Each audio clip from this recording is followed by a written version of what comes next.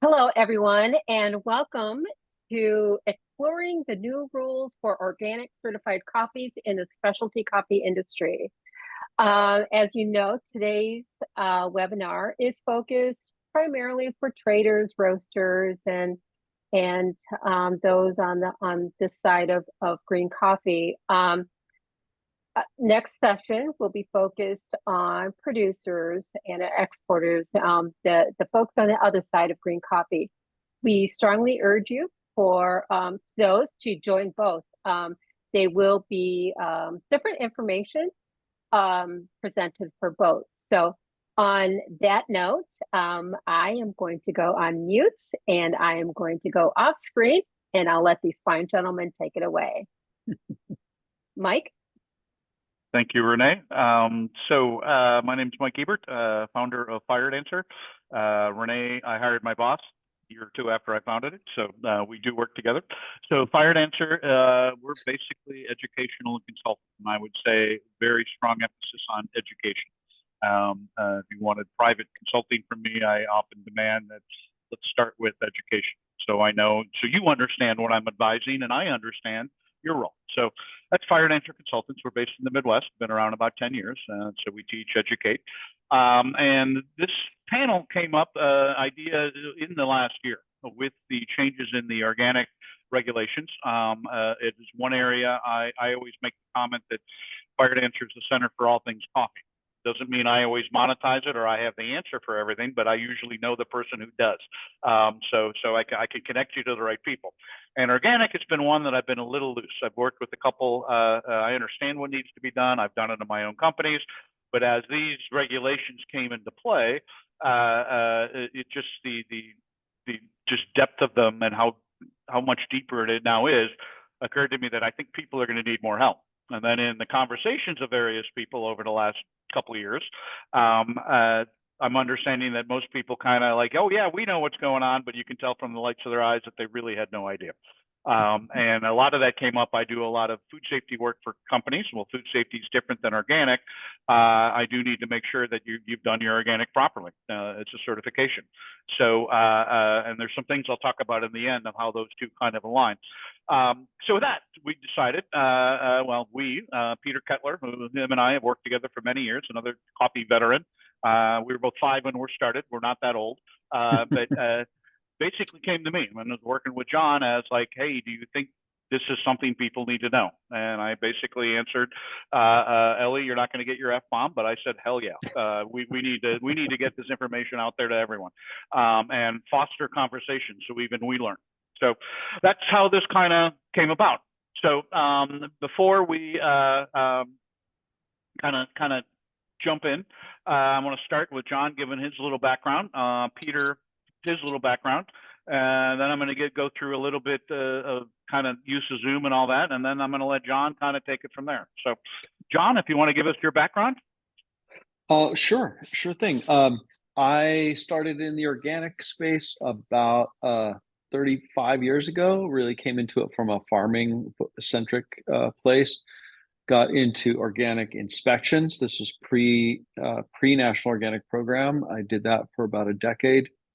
Got into certification, organic certification, and certification management, and did that for I don't know, 5 or 6 years, and then was recruited to actually a produce company who wanted to bring the structure and rigor of organic certification into their own supply chain. So my task was to build that organic supply chain and make sure it integrated nicely with food safety programs, with quality assurance programs, with customer demands.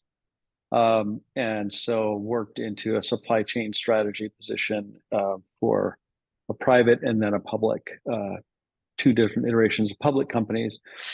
And realized that while I could navigate a publicly traded environment, my strong preference was to work in for individually owned companies again. So 2018, I reached out to some good friend of mine, Bill Wolf, and he was looking to partner with someone who could help grow the consulting business. And I'd known him for many, many years. It was a good alignment in both mission and capabilities. So since 2019. I've been working full-time consulting in the organic industry, to everything from half-acre market gardens to multinational corporations sourcing globally. That's me in a nutshell. That'll do for now. Awesome. I'm looking forward to be a sponge with everything that's in your head. Next up, Peter. Thanks, Mike. Similar to John, I have sort of a checkerboard past in terms of working both in the commercial sector and in the development NGO sector. I've been a roaster, retailer, importer, trader, and then an NGO founder and director. And then I guess most recently was global coffee manager for Fair Trade International.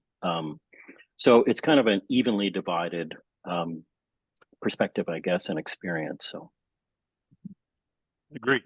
Thanks for joining us, Peter and John. So a little quick on use of Zoom.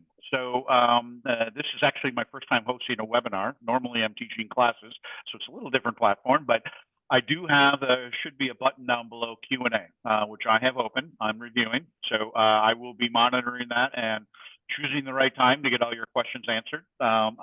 This is being recorded. We will post it on our website, and I'll make it available for John and Peter for their network. So if you miss a part or you want to share it with somebody else, as well as the one in September, which is going to be the same focus, but the audience is different. You know, mainly more on the other side of the supply chain and what they need to worry about and support for them. With that said, I am going to hand off to John. We've got a little bit of a presentation, probably 20 minutes or so, just kind of take you through what are the changes with organic, how it may impact you, what you need to be aware of. And then we've kind of loaded the back end for kind of open Q&A. So, I mean, feel free to type in the Q&A window, but we will have more time to kind of go live with questions. So with no further ado, I'll let John take it. All righty. There may be a minor further ado in that the host needs to enable participant screen sharing, please. Renee, that would be you.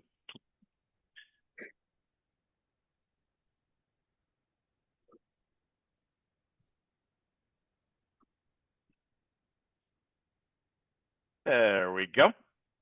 All righty. So then now let me get the right screen.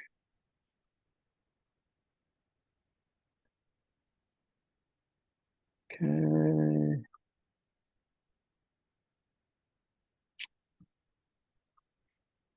What are you seeing now? We're seeing your PowerPoint. Okay, great. Yeah, now we're seeing what we want to see. Okay, super. I'm gonna kind of blaze through this. It should be about 25 to 30 minutes. Certainly if there's something not landing or just a point of confusion, please call that out. I'm happy to stop and clarify something. Happy to take questions at the end. And Mike and Peter, I'll let you kind of navigate that activity. So in a nutshell here, we're talking about an initiative called Strengthening Organic Enforcement, or SOE. It was a derivative of the 2018 Farm Bill that Congress mandated increased enforcement activities around organic products sold in the U.S. As a function of some fairly large-scale fraud activity, primarily in grain and soybean imports. So the focus from the very beginning, from Congress on down through the USDA and the National Organic Program, has always been on imported goods. It doesn't mean that domestic sources are immune from these changes. They're in fact quite affected by them as well. But I wanted to tell you that the initiative of this started through imports. So ultimately, it was inevitable that coffee, by nature of where it's grown and sold, it was going to be impacted by this. So it's been a major, SOE has been a major focus for our consulting business for 2.5 years. It is definitely the most significant change in organic regulations since the rules were put in place to begin with over 20 years ago. The main intention is to make sure that the integrity of organic supply chain and ultimately the organic products being delivered to U.S. consumers has the highest possible degree of integrity and as much transparency relative to regulatory authority as possible.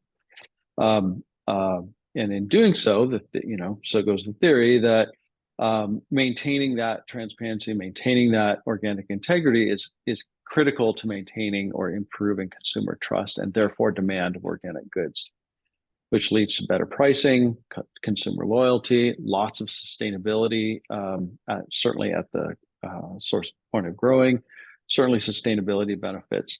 And I do like to remind people, Peter and I have talked about this for quite a bit, that organic was often the first certification program for specialty coffee. It kind of broke some doors open relative to independent certification that paved the way, I think, for a series of other really valuable, very useful additional certification programs. But organic was in the mix for specialty coffee from the get-go. And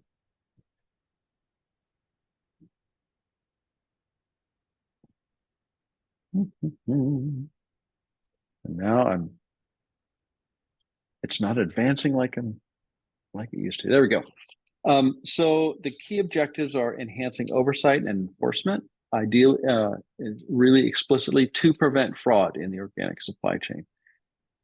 Improve the integrity and traceability, as I mentioned before, from farm to market, from the time it is produced in a field, all through the processing, handling, distribution chain, through retail, up until the time it gets into the consumer's possession. The key enhancements are mandates for National Organic Program. I'll be shortening that to NOP from now on. Import certificates for organic imports and importers. It expands certification requirements significantly for brokers, traders, and importers. Those activities, in most cases, now need to be certified where they were exempt or excluded in years past. It mandates fraud prevention plans, fairly detailed plans for 100% of certified operators. And it requires much more rigor in inspections, data reporting on the part of certifiers, but more to this audience, probably more important, it requires a lot more rigor in inspections, particularly in record keeping, doing traceability exercises, and mass balance exercises in terms of raw organic materials in and finished products out.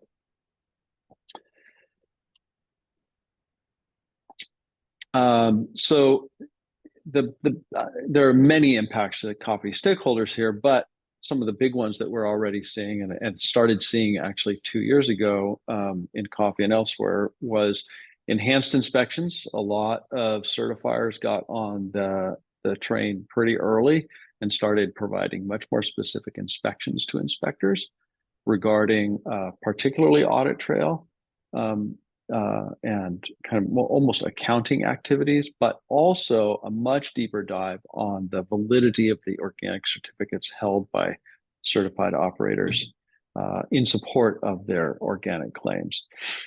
This led to a number of changes in expectations on certifiers by the National Organic Program, because through that enhanced scrutiny, the NOP was seeing that there was a little more variability amongst certifiers than they would have liked to see. So they've done a lot of training at the certifier level to make sure that certifiers are applying these practices as fairly as possible, whether it's domestic source or an international source. Much higher standards for documentation and record keeping. We have a slide a little more focused on that in a bit. And as I mentioned, new activities need to be certified. This is a matter of some concern in that something like coffee, not 100%, but close to most of the coffee sold as organic in the US is imported. Nothing against the Kona folks in Hawaii, for example, but the vast majority is going to be imported. So the former exclusion to the mandate of certification is now removed for importation activities, brokering, trading. Even if you don't take physical possession of it, you're issuing a transaction document, an invoice, for example, or an import activity, then you are liable for organic certification and all that entails. Some potential challenges kind of emerging in the coffee space already are increased operational costs, especially for importers, brokers, traders, and to a lesser extent for certified operators, roasters who used to have a 2 or 3 hour inspection. Sometimes that's 4 or 5 or 6 now because the focus on record keeping. There's a need for continuous improvement and adaptation to the new regulations. Outside of non-retail packaging, there's no changes to labeling as a function of SOE, except for non-retail packaging, which I'll talk about in a minute. And a potential for reduced imports for a time. Coming up on September 19th, the unofficial grace period is going to come to a close. The rule came into effect, it was announced, I should say, announced January 19th of 2023 to be implemented March 19th of 2024. There's been, like I said, an unofficial, unannounced grace period, and that really is closing September 19th.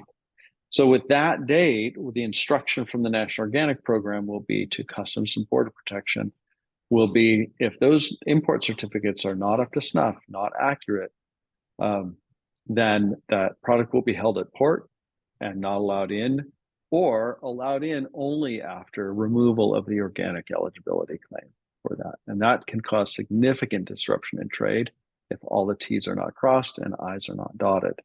So the expectation is there's going to be a few folks who don't get on board in time, and that can lead to a reduced amount of imports for time. Significant issue for the coffee industry, as I'm sure you're all thinking about. Hey, John, one question just came in. Of course. To clarify, this is from Steve Lee. Welcome, Steve. To clarify, all parties need to obtain their own organic certification, even if they don't take physical possession. So an importer must be certified, even if the warehouse and all the other parties are also certified.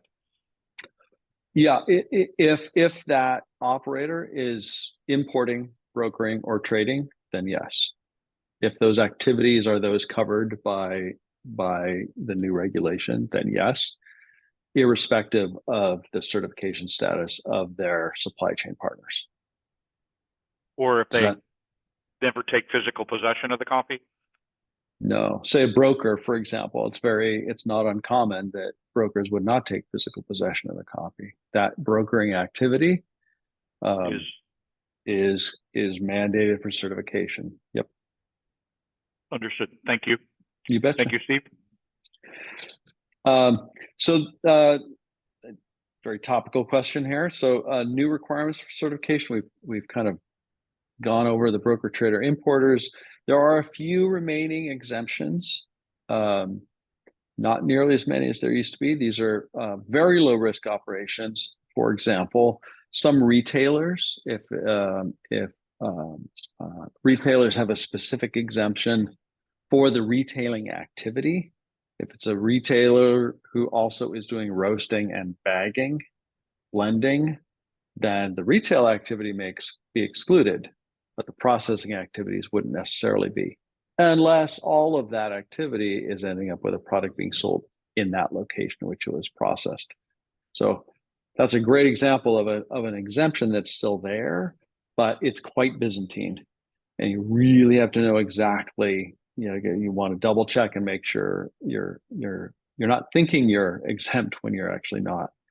There's some other exemptions for operators, distributors, for example, who are handling only pre-packaged organic products that arrive in sealed, tamper-evident packaging and stay in that packaging throughout the duration of that distribution activity. That can be exempt. And then a kind of a low volume, those who are making less than $5,000 annually in organic sales. There's an exemption for those operators. There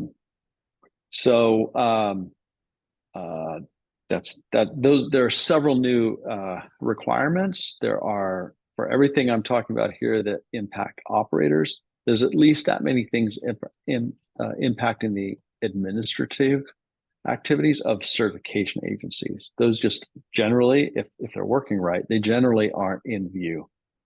But rest assured, certifiers have all of these to contend with, and at least that many more that are just administrative in nature.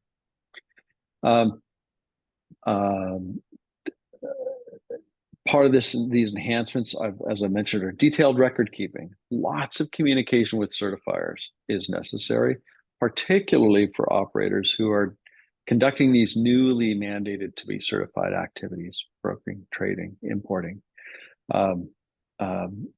For a sense of scale, there were roughly 45,000 certified operations globally under the National Organic Program. The Office of Management and Budget forecast there would be at least 5,000 new certified operators that would have to be certified for the first time. The vast majority of those are brokers, traders, and importers. So roughly something on the order of a 10% increase in mandated growth. And that's a push for a certification industry that is quite small relative to total food systems. But all the more need as they are learning to comply with these, as along with the operators, lots of continuous communication with certifiers is important. And that's one of the roles that we tend to play in our consulting business, or trying to even out those communication pathways. And next, on a compliance front, the annual audits or inspections are quite a bit deeper. Vast majority of those have to do with record keeping and traceability requirements. But in that world, the regulation's quite clear. The rules about record keeping are really basic. It essentially is the records must be sufficient to verify compliance with the regulation. How an operator chooses to keep their records is up to them. But the certifier has to be able to inspect that and make sure that they're making sense of the records.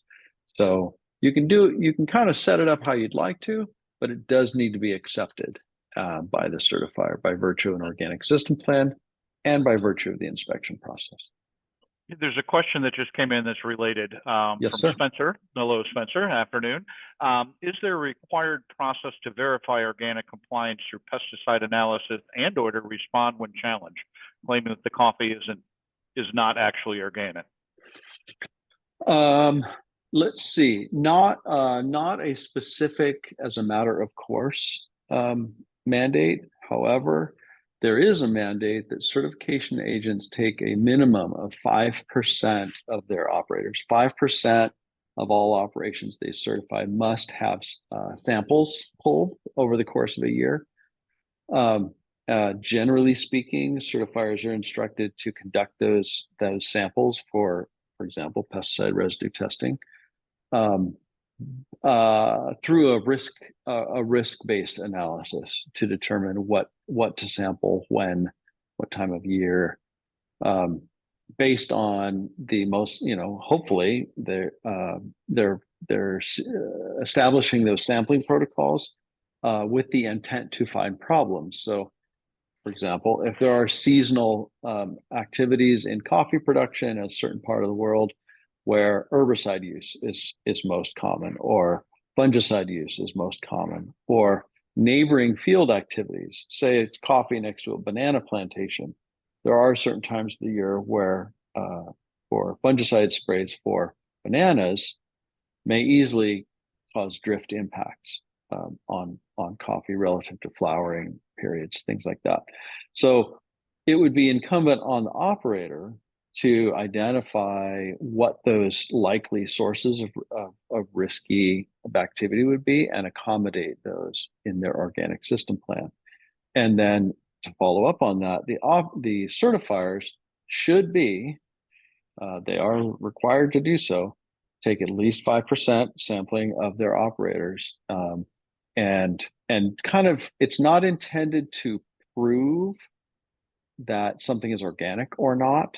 What it's intended to do is to strategically monitor the products such that it can verify, prove, or disprove the ability of the operator's organic system plan to adequately deter issues of spray drift, for example, or intentional use of prohibited materials. Sorry, that was long-winded, but did I get at the nugget there? I believe you did. Okay. So one of the biggest and baddest changes here in the regulation is around this mandatory use of import certificates. And the next slide is going to be a copy of the top half of this. But these import certificates have been around for a long time. They have been required upon entry from certain export sources in the past. So it's not brand new, but the mandate for 100% all organic inputs all the time from all exporting countries, that's new. So Customs and Border Protection are used to these forms and have turned out to be an outstanding enforcement partner with the National Organic Program. Faster to implement changes than any other governmental agency, for what it's worth. So there is, you'll start hearing a new acronym here, the NOPIC, because we just didn't have enough acronyms already. The all organic products, ingredients, bulk, retail, everything, if it's got an organic claim on it, it must have a valid NOP import certificate, or NOPIC. And the intent, again, consistent with the overall intent of the program, is ensure traceability and verifying organic status of goods. Here, clear impact, it's not just on coffee, but certainly relevant to coffee, is increased documentation needs, verification processes, which carries an administrative burden on all operators. It also, there's significant impact that it's not unique to coffee, but it is probably more prevalent in coffee, is that the certification of coffee, obviously a global deal, part of SOE mandates a much more heightened mandatory collaboration between certifying agencies. It was kind of best practice, but it wasn't required by regulation. Now that collaboration between certifying bodies who may certify different links in that supply chain, there wasn't a mandatory communication tool in place until SOE. So without the NOP having to be specifically instruct two certifiers to get along and communicate, those certifiers now have a preemptive mandate to collaborate on ensuring that the entire supply chain is what it claims to be, even in the absence of a specific complaint. Quick question. So one off Yes, for everyone on the call. There are two other questions that I'm going to hold off unless they become relevant to the presentation, but I do have note of them. But there is one that is it was just asked on this topic from Steve Lee. What is the timeline for need of a NOPIC? Can I request the certificate from my importer retroactively? The timeline for the time you put a request into the certifier and the time you get it is variable based on the certifier's administrative capacity, but it's days typically. Almost all certifiers have implemented a kind of an expedited service fee in association with that, and some can respond in hours. Some respond in hours as a matter of course, but with 75 certifiers out there, there's not surprisingly a wide variation, but typically it's hours to days on that turnaround time. And second part, there's a lot of disagreement about this. Some certifiers claim, this just came up on 2 different calls this morning for me. Some certifiers claim that they are not allowed to make any changes to certificates once they're in the system, and that, according to the National Organic Program, is not the case. The National Organics Program's main interest is making sure that a certificate that is current, accurate, is in file in the system. And that is the main interest there on NOP. So it would make no sense for a certifier not be able to correct something, like, for example, correct it or initiate it. They should be able to initiate it. The hope, it's an aspirational hope, but hope nonetheless on the part of NOP is that the exporting certifiers are entering the information into the ACE system, automated commercial environment operate. That's the backbone that Customs and Border Protection uses, and that NOP certificates are housed in. The hope is that the exporting certifiers are initiating those and have perfect information before the product ever leaves port or ever leaves wherever it's coming from. Informally,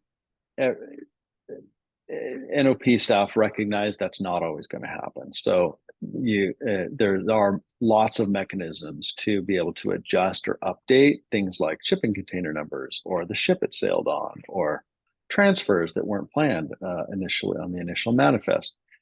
All of those things are a fact of life. So there are mechanisms to adjust that. But by the time it gets to port or port of entry, road, train, road, rail, ship, whatever, that the expectation is that by September 19th, all those kinks are worked out.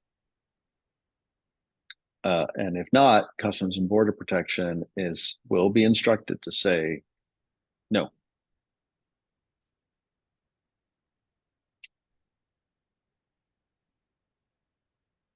Okay. Okay. Oops. Let's see. So this is what's on the screen now is the top half of this NOPIC. Really important pieces on here. I want to alert. There's nothing unimportant on here. Let me say that. But things that are in high resolution in terms of Customs and Border Protection and NOP are Box 7, the recipient,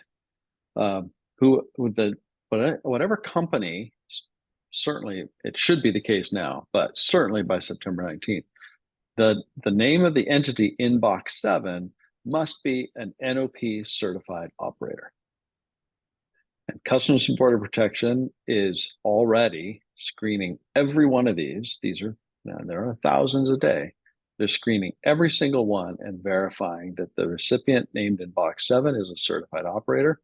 They're double checking that against the master organic integrity database that has every certified operator and their operator number, their certifier, the crops, the commodities, the products that are listed on their certificate. All of that information should be readily available in the OID, Organic Integrity Database, and the recipient in Box 7 must be an NOP certified operator. This is what this last 6 months has been an allowance for, is for people to get a better grip on that, on recognizing that fact. Like I said, all the boxes are important. Box number one will show what standards it's certified to. You'd think every one would be National Organic Program. However, the US has trade agreements in place with many countries, EU, Japan, Canada, for example. There are several others. So it could be certified to different organic standards, but allowed in through equivalency agreements. That's why it's left blank like that. But the other information, pretty straightforward. That box number 4, import certificate number, that's an assigned long multi-digit number. That number is very important. It is the link in the traceability chain that the NOP will use from henceforth. What's below this on the form is just more rows, so you can have more than one product. And in fact, that's most often the case with every shipment. But the other really key important part here is the Box 12, Harmonized Tariff Code. Lots of attention on that. In some cases, products coming from Mexico, for example. I see this in produce most often. The tariff codes change as a function of season for some commodities. So you wouldn't necessarily be able to get a blanket import certificate for all of your harvest if the tariff codes are shifting through the course of the year.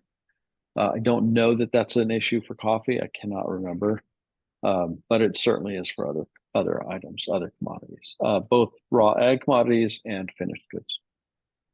So this is a form that from now on, this will be the beginning of your audit trail. No matter where you are, well, if you are an importer, if you're customs broker working through a customs broker, this is the starting point of authenticity from this point forward. Let's see. All right, I'm going to keep going. So another mandate, again, 100% of certified operators must have fraud prevention plans in place. This is a relatively new specific requirement. It's nested in a section of the regulation that's always been there, but this falls under the monitoring programs that an operator must have in place to make sure that their systems are adequately preventing fraud in this case. So key pieces here are risk assessments of your specific supply chain, the products, the origin, history of the supplier, and identifying any potential risks to or vulnerabilities to organic integrity anywhere in that supply chain. And if you identify, as you identify those risks and the degree of risk, the expectation is you'll develop mitigating measures. And sometimes that's supplier verification questionnaires. Sometimes it's on-site supplier verification activity or hiring another company to go do field audits of the source, for example. But the certifiers will be expecting that you've done a risk assessment, a plan for mitigation measures, and then making sure that you have occasion to revisit that and make sure that they're effective.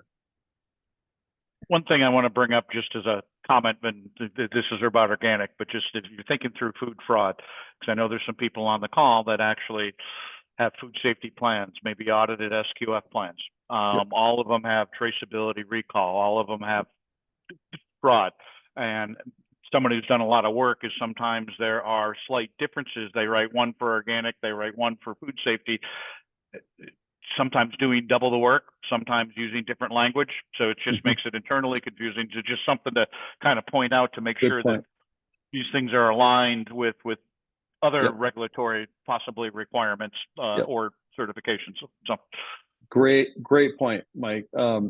Very often those that are used to dealing with imports, for example, and have a foreign supplier verification program, you can borrow a tremendous amount of that information that you've gathered for those, or for food safety, for say traceability and recall purposes. A lot of that process can be applied. You just need to tweak it a little bit. That's another big chunk of our business, is how do you take a really solid food safety program in most cases and just pull out the pieces and tweak language a little bit to make it fit into an organic system plan. Well, in all honesty, I have seen more solid organic plans with the food safety plan maybe not being as solid. So, okay, well, we can share. It's a big tent, you know. Yeah. Kind of getting toward the end here. I wanted to just highlight there's a lot. One of the initial mandates from Congress is that consumers continue to have faith in the system, that and an assurance that organic claims mean consumers getting real organic products. This is a consumer oriented regulation. If someone wants to make an organic claim, then they have to do all this work, but it is a voluntary program. It's not like FDA programs where you have to maintain certain GMPs, for example. This is voluntary, all based on a label claim. But if someone's making that claim, then they need to do it by the book.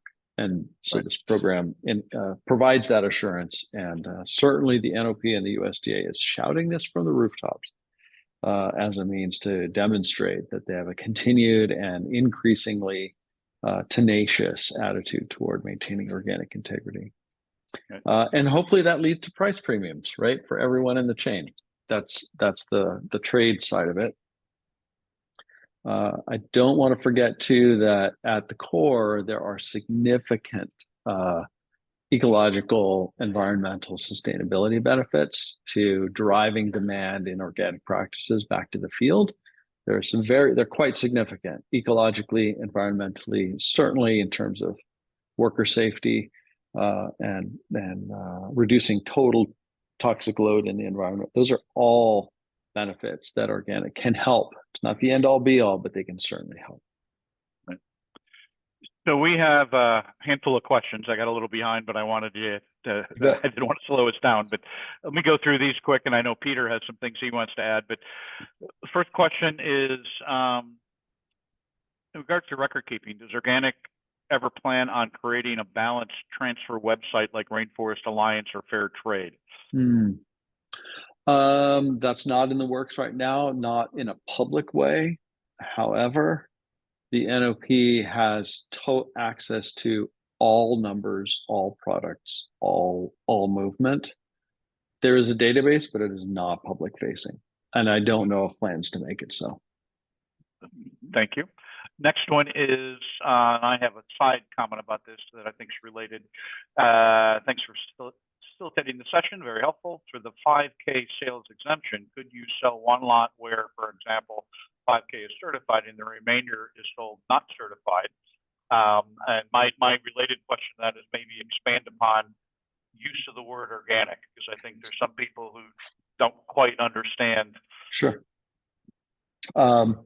Yes, you could sell a portion with an organic claim on it.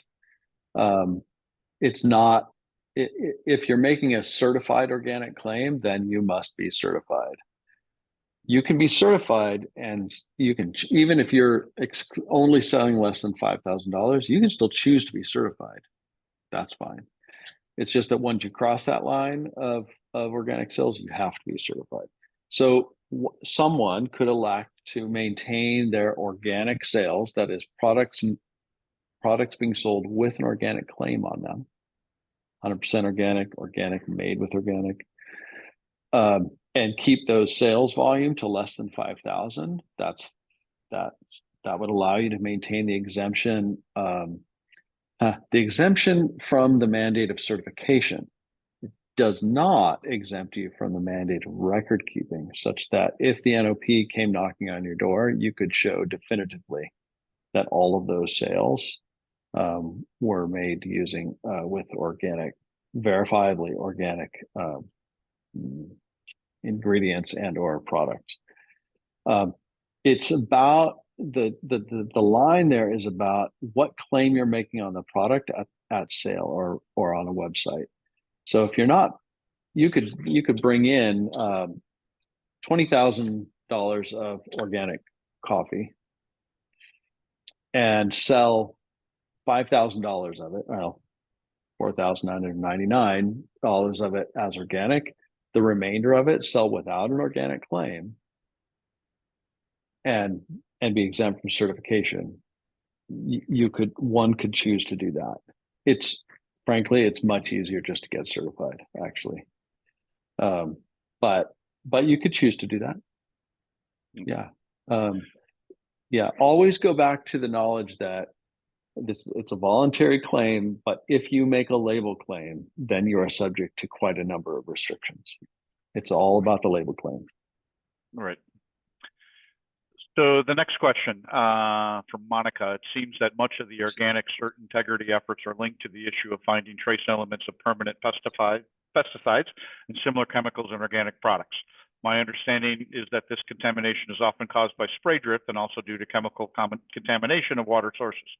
The question is, why is the bulk of the burden to prevent this contamination placed on organic producers rather than expecting that producers using these dangerous chemicals guarantee there will be no contamination, or conventional farmers, be the ones bearing consequences of contaminating organic farmers' fields? Yeah, thank you. That's a great question, and one the organic industry has been asking for 40 years. There's no satisfying answer to that. It's a common refrain every organic annual meeting I've ever been to. And there's no satisfying answer. It's there's a cynical answer, but it's probably not productive. But the technical answer is that the regulation does not make it so. Again, not satisfying, nonetheless true. And I just want to tweak, modify that a little bit, is that pesticide residue testing is intended to verify integrity of process. It's not intended as a kind of a product verification, like Clean Label Project, say, or others that are driven by analyses.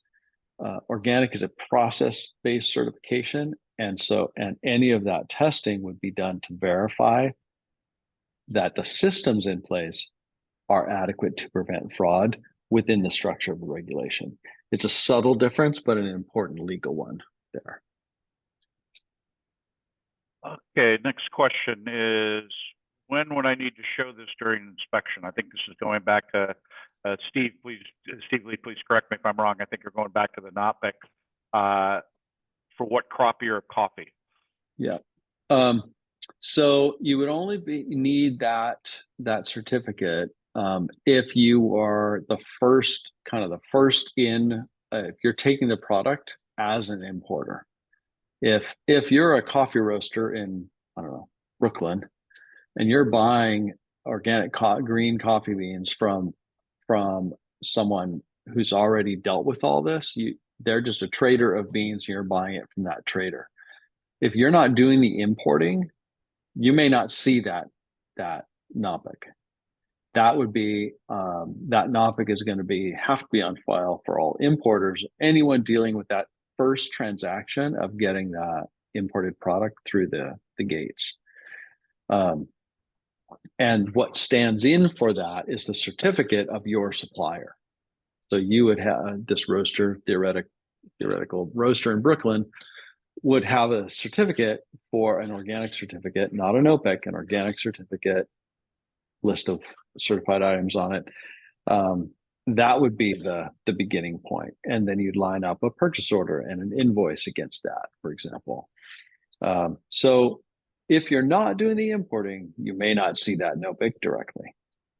But the certificate of your supplier should verify, like their inspection will verify that they've got that on file. Did that help or no? I believe it did. 3 more questions currently. What is the difference between the exporter, number 5, and the final handler, 14, on the NOPIC? Yeah, very often, I imagine this will be familiar to those of you in the business. The final handler isn't necessarily the importer, because as an exporter, the exporter could be some hired agency that just manages logistics, say. On the exporting end, that might not be the final handler who is certified in all cases. It could be customs brokerages, which are exempt from certification. So very often it will be the same name, but not always. The expectation is that final handler down 14 will always be a certified operation. But the exporting, that agent may not be. But it would be the exporting agent, would be on the paperwork. So it would make sense to know who that is. Just may not be a certified operator in all cases. All right. Next question. When trying to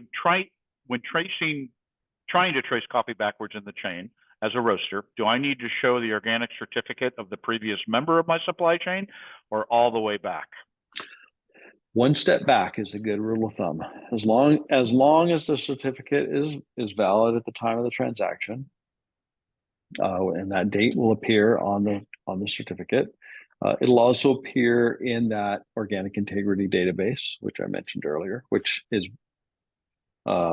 whereas the automated commercial environment is not open to the public, the organic integrity database is. publicly searchable. So anyone here could, if you get a call from some new suppliers, hey, you should buy my beans. Are you certified? Yeah, I'll get that to you soon. You can ask, oh, who's your certifier? What name are you certified under? And you could check that database in real time. So you can verify that information, to start anytime you want, but you'll want that certificate front that the certifier should issue to the supplier, and the supplier should be able to get it to you pretty readily. Did I answer the question? I think I might have missed a piece of that.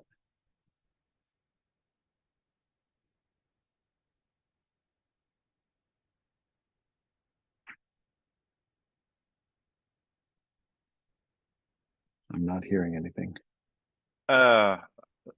Maybe it was me. We all back? I'm back. Yeah, I stopped hearing everyone for a minute. Yeah, I disconnected and reconnected. So hang on, let me see. Now there's still 54 participants, so I think we still have everybody. Okay, good. Okay. Well, I think we answered that question. So the final question that's up here right now is, what is the unit of measurement for the 5% sample verification? 5% by weight, annual or per shipment, 5% by number of shipments, 5% by SKU, etc. Yep, 5% of certified operators. So if the certification agent certifies 100 operations, say, then the expectation there'd be at least 5 of those would be sampled in some way over the course of a year. Thank you. Yep. So we're caught up on questions, but I wanted to kind of toss it to Peter just because he's got unique perspectives and see what's on his mind after all this. Thanks, Mike. And thanks, John, for that really detailed presentation. I think, I just want to reiterate some of the things that John brought up in his presentation and some of the things that were brought up in some of the questions. And I think it's important to note, as John said, that organic certification was the first certification that was embraced by the specialty coffee community. And I think it was for a variety of reasons. One being it was another way to differentiate specialty coffee from commercial coffee. And it was also really promoting traditional farming rather than embracing the movement that was advocating for the use of petrochemicals, fertilizers, pesticides to increase yields. But I think that as the first certification, there are benefits and then there are some drawbacks to that. And what I mean by that is that I think that it's been sort of operating in the background. And I don't want to say it's been taken for granted, but it's been a little neglected. I think it's worth taking another look at, because I think that a lot of the things that John brought up probably put a little lump in the throat of people, like this is some pretty sobering information. But I think it's also important to turn the coin over to the other side and look at the benefits. When you look at the projected growth of organic coffee sales just in the next few years, it's projected, depending upon who's giving the forecast, between 8 and 12% annually, which is fairly huge, and follows on this wave of expected growth in organic certified products in general.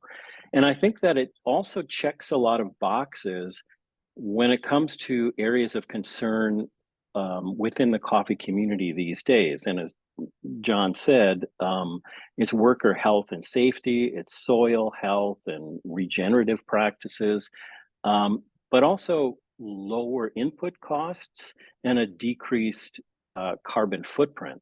Not to mention, since the implementation of these new regulations, increased traceability, which everyone is really focused on these days. I think that in the past, people were worried about a lower yield for organic coffees. And I think that a lot of modern farming practices have sort of helped to address that. And in some cases, organic produced coffee can actually result in higher yields and higher cupping scores when compared to conventional coffee. And I think that this is really going to come into play as the impacts of climate change start to be realized across the board globally. And the other thing that I really want to bring home is that this is the only certification in the U.S. which is which operates sort of under the umbrella of a government agency and is monitored and enforced by U.S. law through the Customs and Border Protection, as John said, and under the umbrella of the Justice Department. And even though these regulations were implemented on March 19th, this grace period is coming to a close really rapidly. And the US Justice Department does not operate in gray areas. It's pretty much black or white, right? So I think that a lot of people who were engaged in organics in the past were used to variances, getting a pass from their certifier, and that a lot of the recommended best practices, it's important to note that they've been implemented into the regulations themselves and are part of that. And one of the things that I want John to bring up, which is kind of not something that a lot of people want to talk about, but it's the potential range of fines and consequences that are available to the Justice Department. And it's not to say that they're going to be implemented all the time, but I think it also helps to paint how serious this is. I can touch on that real briefly. What's available is an $11,000 per violation fine, and a violation is defined as a financial transaction. So, in theory, a sale of 5-pound bag of conventional coffee sold as organic, that's a transaction. In theory, you'd be subject to that amount. That's not how it's been employed, but that's what's on the books, up to and including $11,000 per violation. And that there have been millions of dollars in fines levied already, quite a few court cases, dozens, actually hundreds of court cases, and not a small number of people going to jail over intentional fraud. And that's the part I want to drive home, I think, Peter, is that the fines and certainly jail time are really reserved for folks who are flouting the rule and actively knowingly committing fraud. When they've typically the NOP's approach is identify the problem, and their main hope is for continuous improvement. They want to get people on board. They want to get people compliant. So fines are kind of a last resort. But having said that, there's been millions of dollars of fines levied already. They're not afraid to do that, and they have clear regulatory authority to do so. Okay. One more question, but a comment and a question. One from Ellie Hudson, good dear friend. Thanks for joining today, Ellie. Hey, Ellie. Who is a long-term coffee professional and now in the organic world. But first one she has is not a question, but just wanting to emphasize we have recently been given more visibility into the enhanced training that Customs Border Patrol personnel are being given on the USDA organic regulations. It's one of their top priorities. The other being dealing with issues at the Port of Baltimore, if you're curious. So I don't know what that means. So, John, but tied to that is that at the end of it, maybe to answer both of these from Ellie, is can you touch on how SOE impacts producer groups? Dealer's choice, if you want to address the ongoing litigation as part of that. Wow, that's a big one for the last minute.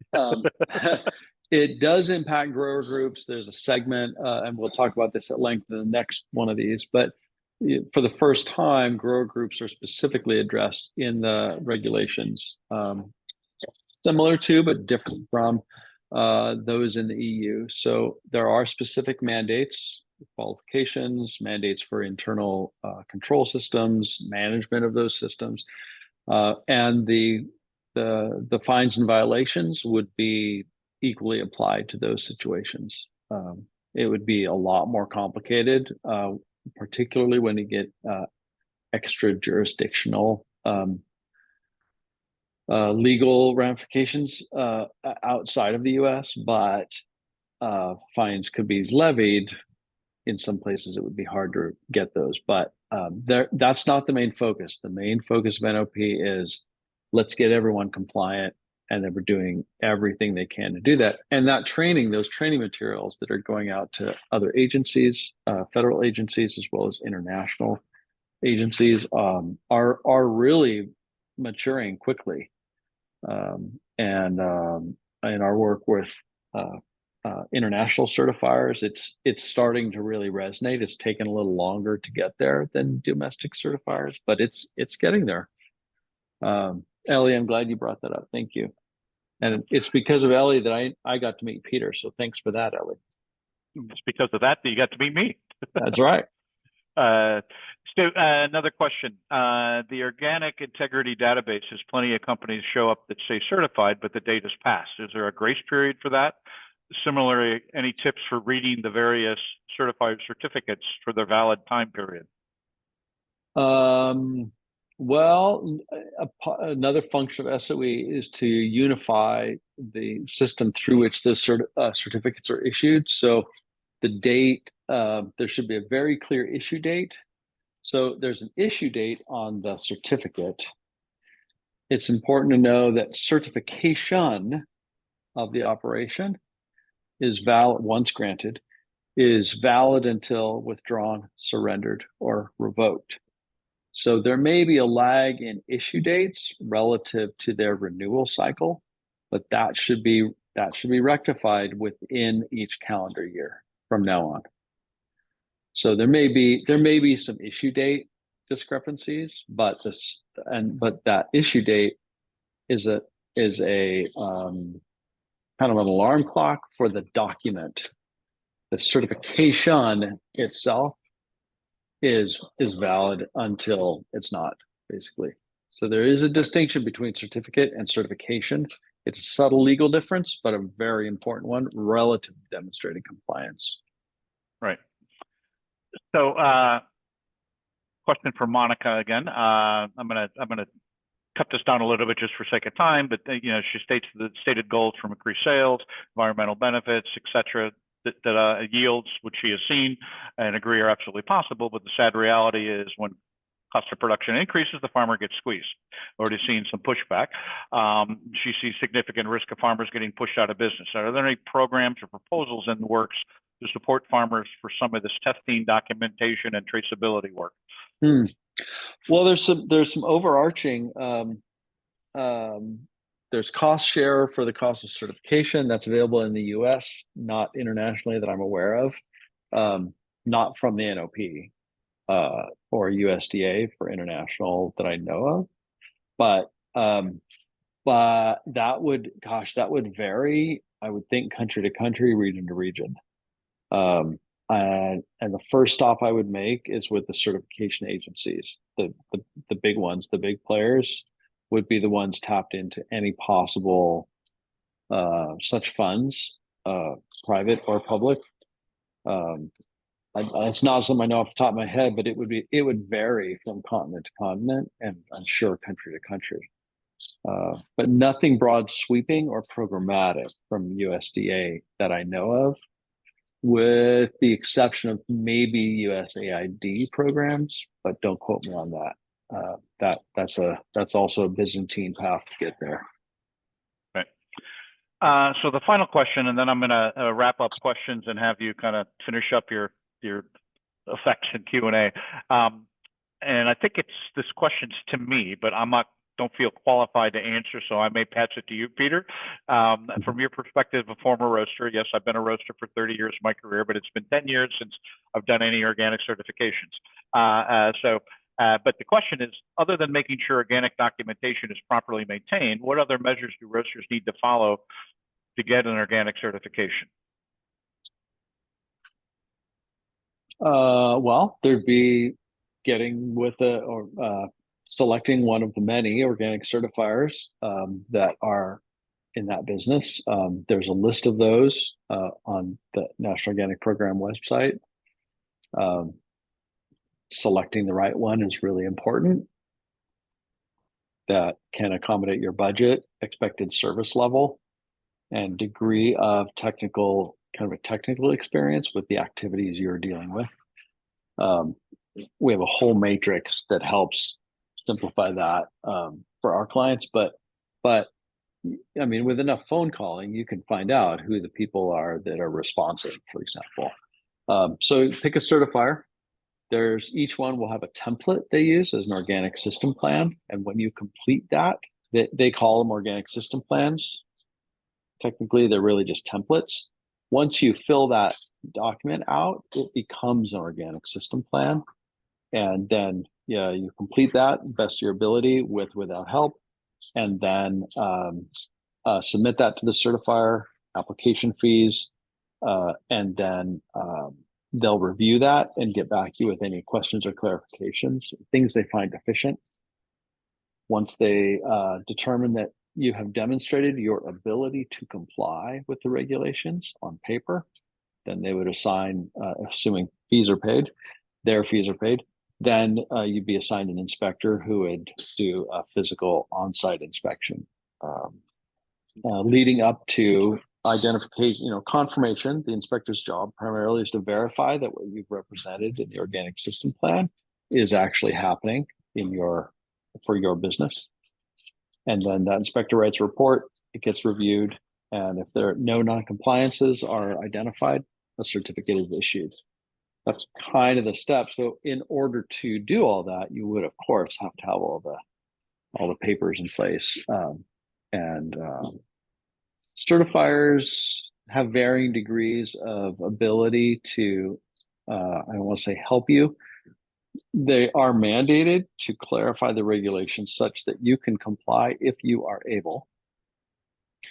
But they are prohibited from kind of crossing a very wide gray line that they are not allowed to help you overcome barriers to certification. So either yourself or with help the certifier will say, for example, this part of your organic system plan doesn't appear to demonstrate your ability to comply. You need to fix it. And you very rightfully so would ask, how do I fix it? And the certifier is mandated to say, I can't tell you how to fix it. You need to go figure that out. So there's a creative certifier can figure out ways through that and still be compliant. But generally speaking, most operators find, generally speaking, success in doing an OSP, again, without help. So you'd have to have all that assembled. That's the tricky part. If you don't know where to start, then the NOP has a number of training programs in place called the Organic Learning Center. And there would be a lot of guidance offered by that. And it comes from the National Organic Program. There are several other companies and agencies that offer various kinds of training, but I would start with the NOP because they're on the hook to make it right. So it better be right. And there's some very good guidance in there. I would go there first or call us. Happy to do that too. Steve Lee, who is an old dear friend and a roaster that's been around, he made a couple comments that I think is related to that I think are important. There's also a difference in obtaining certification and maintaining mass balance exercise, linking sales to inventory. This is where food safety and organic kind of cross. It's kind of the same thing, but organic's more looking, did you bring in this much organic and sell twice as much? It's kind of the cut to the chase, where food safety is a little bit different. Where do you sell it? And then his other comment is also listing all processes and materials used in operations, cleaning processes, materials, etc. So I thought a couple good comments from Steve. So John, I think what I would do is kind of finish up your slide here, and then for sake of time, we will wrap this up. But you betcha. Everyone, is aware that this will be live, excuse, posted live, the recording, so people can come back and look at it. We will have everyone's emails. John's down there, so feel free to reach out with further questions and the You like. bet. But John, if you want to give a little bit of Sure. a wrap up, and we We'll will tie a ribbon on it. Yep. So SOE is on track to bring another 4,500 operations. Like I said earlier, roughly 10% more operations. I suspect that's an underestimate. It's kind of tracking to be more like 6,000 to 6,500. The balance being relatively small scale that were completely off the radar before that. In Office of Management and Budget, when they did the initial review of the proposed regulation, they've got the force of the federal government and lots of really smart economists, and they determined that the effect of this would reduce fraud by roughly 50%, which is significant when the organic industry, at retail is a little over $70 billion. That's a significant amount of benefit. The ROI is off the hook relative to federal programs, other federal programs. The ballpark thought was that it would just the mere bringing people into certification who weren't before, and bringing people into encouraging people to get certified as a function of enhanced trust in the system, something in the order of $3 billion, give or take. And that alone is about a 5% boost, given the total volume of organic sales at the time that these regulations were being formed. And then a huge boost already for those who are at the consumer level. For those who are aware of SOE, there aren't many as a percentage of the total, but those that are aware of SOE, and once they understand what the tenets of it are, tend to statistically have a much higher opinion of the National Organic Program and its enforcement than when they started. So it seems to be moving already in exactly the right direction. And those of you who are interested, the National Organic Program will have an update about SOE. They generally do that in conjunction with the National Organic Standards Board meeting, which is the next one of those is the end of October. So there'll be an update on SOE and its activities, because it is the most prominent feature going on in organic regulatory space. So that would be the next time to get a kind of a formal update with numbers and impact at that point. That's it. Well, the bow is tied, Mike. Well, thank you very much, John. Appreciate it. Very informative. I learned a lot, getting lots of good comments. So thank you very much. Thank you, Peter, as well, for your insights. And in September, we are having basically the same sort of thing, but a little bit more focused, because there were some people here, more on the farmer side, producer side, that sort of thing. It'll be a little bit more focused on that. But I'd also love to hear, if there's other questions or deeper dives into areas, please feel free to send them to Renee or myself, or John's email is up. So Renee or Mike at firedancercoffee.com, and we'll make sure to try to get answers to all. But thank you for coming out today. I think this was a success, and very good. We'll see you all soon. All right, look forward to it. Thank you so much for having me. It's great. Thank you. Appreciate it, Mike, everybody. Mike, will you hold on the call just a moment?